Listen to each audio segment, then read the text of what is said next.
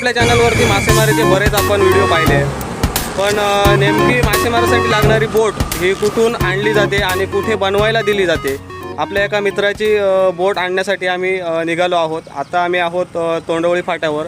इकडे आहे आचरा रोड, इकडनं आम्ही आलो आहोत आणि इकडे पाठीमागे बघताय मालवणला रोड जातो तो।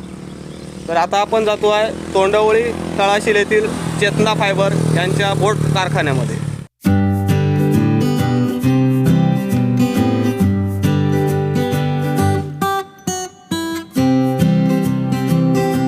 नमस्कार मित्रांनो, माझं नाव पराग कुबल आणि स्वागत आहे तुमचं आपल्या स्वर्गीय कोकणच्या एका नवीन व्हिडिओमध्ये।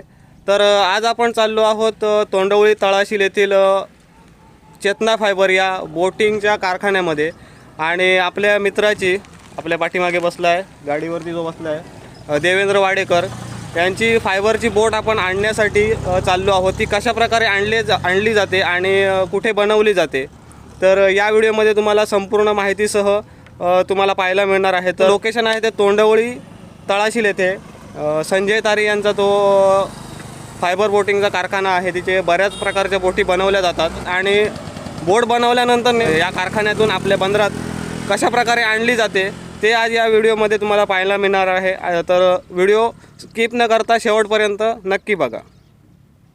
इकडून हा आचरा रोड आणि हा मालवण रोड आणि हा आहे आपण हे चेतना फायबरचा बोर्ड आहे। इकडून खाली सरळ गेल्याच्या नंतर चेतना फायबरचा कारखाना आहे।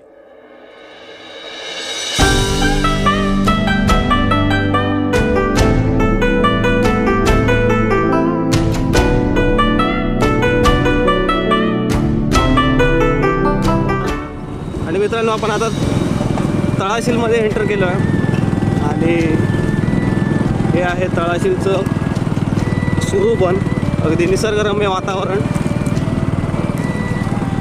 आणि आपल्या डाव्या साईडला आहे तळाशीलची बॅकवॉटर, ज्याला आपण खाडी म्हणतो।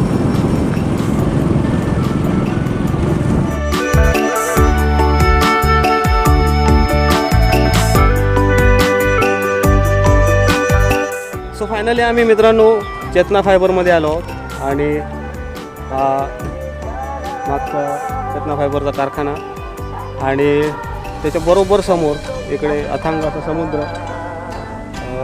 आता आपण जाऊया आतमध्ये। कारखान्यात एंट्री मारल्यानंतर इकडे संपूर्ण फायबरचे डाय तुम्हाला पाहायला मिळतील आणि हा आहे चेतना फायबरचा संपूर्ण कारखान्याचा एरिया।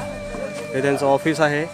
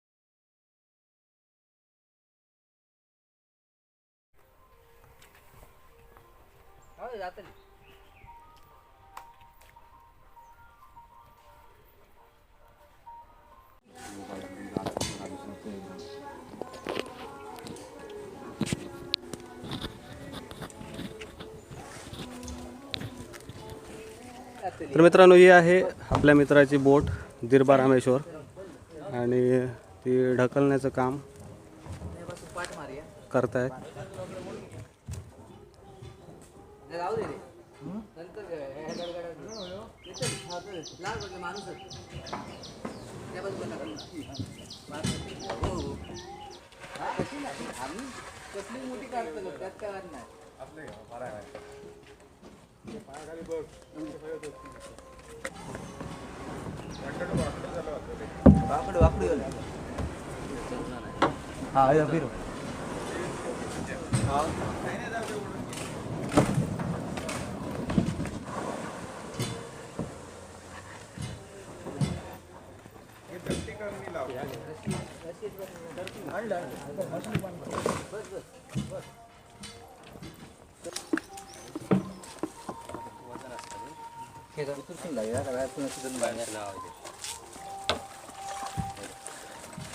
आपली बोट फायनली पाण्यामध्ये उतरली आणि इकडे पण चाप लागते ना यामाचं इंजिन लावतो आहे.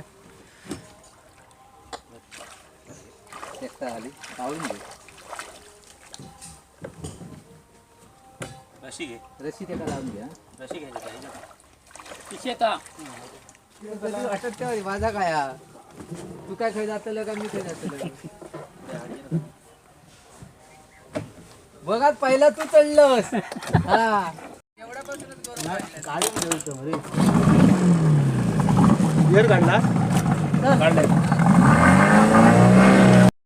तर मित्रांनो फायनली आपली बोट तयार झालेली आहे. आम्ही पाण्यामध्ये ढकलली आहे आणि आता आम्ही तळाशीलच्या नस्तामधून म्हणजे तळाशीलच्या सीपेसमधून बाहेर जाऊन आम्ही आचरा येथे जाणार आहोत. तर अशा प्रकारे इकडे कारखान्यात बोटी बांधतात आणि या इकडचे जवळचे आसपासचे ज्या बोटी आहेत त्या इकडे पाण्यातूनच घेऊन जातात आणि जर लांबच्या बोटी असतील ट्रकातून किंवा मोठ्या गाडीतून ते घेऊन जातात. तर आमचं आचरा आणि तळाशील हे काय जास्त लांब नाही आहे, त्याच्यामुळे आम्ही इकडनं पाण्यातूनच बोटी घेऊन जातो. जास्त त्या बोटी इकडे बऱ्यापैकी बोटी इकडे बनवल्या जातात, स्कुबाच्या म्हणा किंवा वॉटर स्पोर्टच्या म्हणा आणि या फिशिंगच्या म्हणा वेगवेगळ्या पद्धतीच्या बोटी इकडे बनवल्या जातात. आणि आता आम्ही जस्ट निघालो आहोत तर इकडचा आजूबाजू तुम्हाला परिसर दाखवतो.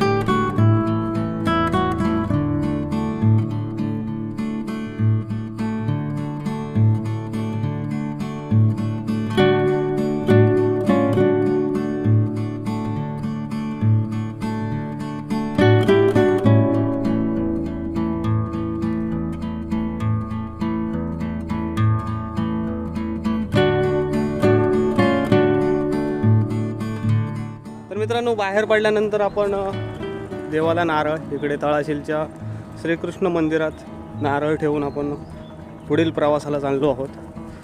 तर नारळ ठेवण्यासाठी गणेश आहे, देवेंद्राचे वडील आहेत आणि समोर जे तुम्ही पाहताय ते तळाशीलचं श्रीकृष्ण मंदिर.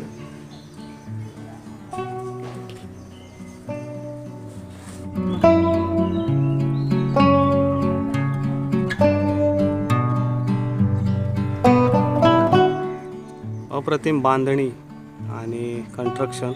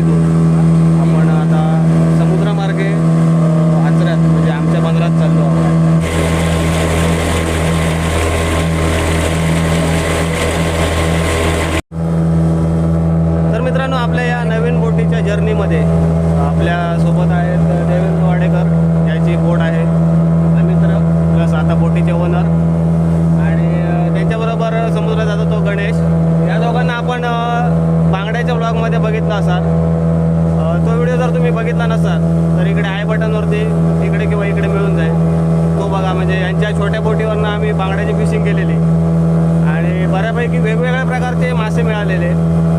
तर तो व्हिडिओ तुम्ही बघा, म्हणजे तुम्हाला समजेल. आपल्यासोबत गणेश आहे आणि वाडेकर आहेत आणि त्याच्यानंतर दीपक दुरी आहेत इकडे आणि त्याच्यानंतर वाडेकर यांचे पप्पा रमेश वाडेकर, तिकडे दिशा आहे आणि नाळीमध्ये बसला आहे तो ललित. इतके सर्वजण आम्ही जवळजवळ 7 जण आहोत या नवीन बोटीच्या जर्नीमध्ये. तर हा व्हिडिओ तुम्हाला कसा वाटला, कारण मासेमारीचे बरेच व्हिडिओ असतात पण नेमकं समजत नाही की मासेमारीसाठी जी बोट वापरली जाते ती कुठे बांधतात आणि कशी घेऊन जातात. तर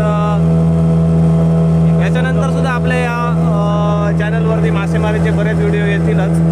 थोडी मासेची आवक थोडी कमी झाल्यामुळे व्हिडिओ येत नाही आहे आणि आता मी जस्ट थोड्या वेळातच तळाशीलच्या सी फेसमधून बाहेर पडणार आहोत आणि डायरेक्ट अरबी समुद्राला मिळणार आहोत आणि जो कवडा रॉक आहे तिकडनं आपण राईट मारून आपल्या आचरा बंदरात जाणार.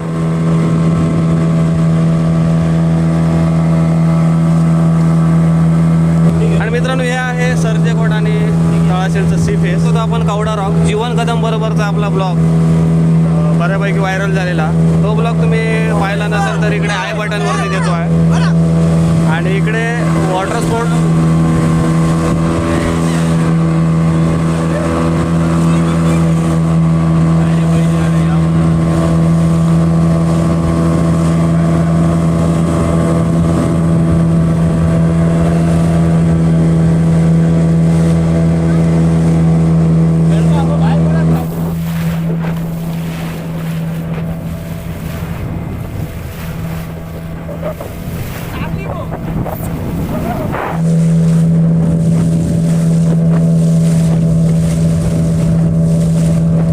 आपण आता तळाशील आणि आचरा बंदर त्याच्याबरोबर सेंटरला आहोत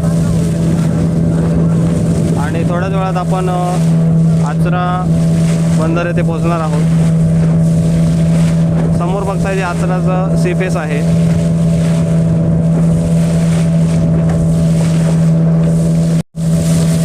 आणि मित्रांनो, जे आचऱ्याचं 0 पॉईंट आहे म्हणजे आचऱ्याचं बंदरचं शेवटचं एंड आणि इकडून असं समोर चालत आल्याच्या नंतर तळाशीलचा जो एंड आहे ते संपूर्ण एकच बीच आहे. म्हणजे आचऱ्याच्या 0 पॉईंटवरून निघालात समुद्रावरून बाईकने किंवा 4 व्हीलरने तर डायरेक्ट तुम्ही तळाशीलच्या त्या नसतापर्यंत आपण जाऊ शकतो. मोठं हे जवळजवळ सिंधुदुर्गातलं मोठं बीच आहे आणि सुंदर बीच आहे. कधी आलात तर नक्की भेट द्या. आपल्या आचरा बीचचा एक प्रॉपर व्हिडिओ आहे आपल्या चॅनलवरती, तो तुम्हाला इकडे आय बटनवरती मिळेल. तो तुम्ही जाऊन चेक करा आणि बघा आणि कमेंट करून नक्की सांगा.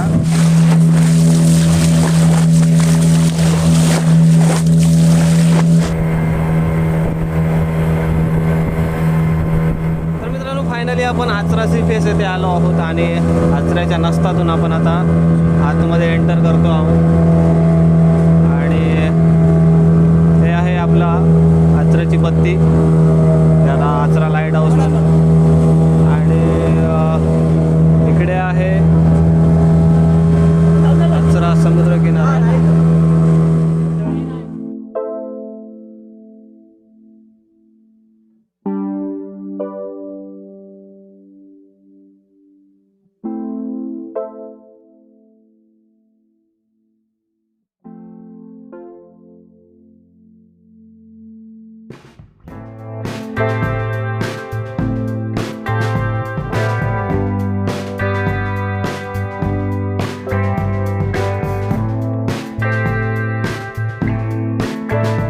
मित्रांनो, फायनली आपण आलो आहोत आपल्या मित्राची बोट घेऊन. त्याचं नाव आहे दिरबा रामेश्वर आणि त्याबद्दल थोडीशी आपण त्याच्याकडनं माहिती जाणून घेणार आहोत. तर मित्रांनो, हा आहे देवेंद्र वाडेकर आणि त्याने नवीन बोट आणली आहे. तर सर्वप्रथम त्याचं अभिनंदन आणि स्वर्गीय कोकण या मराठी यूट्यूब चॅनलतर्फे त्याला मासेमारी धंद्यासाठी खूप खूप शुभेच्छा. खूप खूप मासे मिळू देत आणि आम्हाला पण खायला देऊ देत.